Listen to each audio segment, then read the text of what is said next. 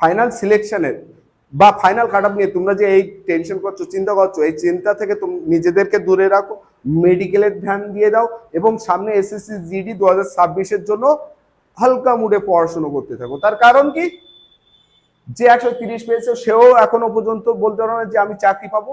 ঠিক তেমনই যে এই মেডিকেল কাট অফ থেকে 3 নাম্বার 4 নাম্বার 5 নাম্বার বেশি আছে সেও বলতে পারবো না যে এবার তাকে বাদ দেওয়া হবে।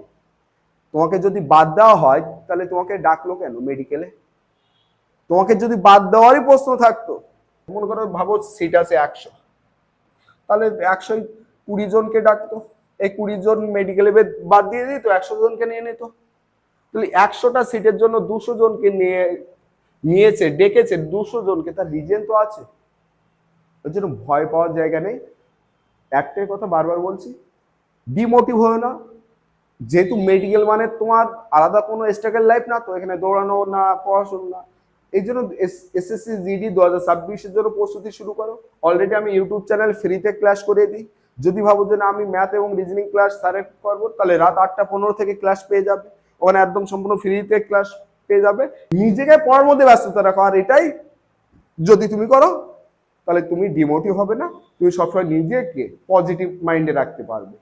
আমি বলবো এই মুহূর্তটা সবথেকে পজিটিভ মাইন্ড দরকার প্রত্যেকটা স্টুডেন্টের। যদি আমার ভিডিওটি ভালো লেগে থাকে তাহলে অবশ্যই তোমরা লাইক, কমেন্ট এবং সেই সাথে শেয়ার করবে।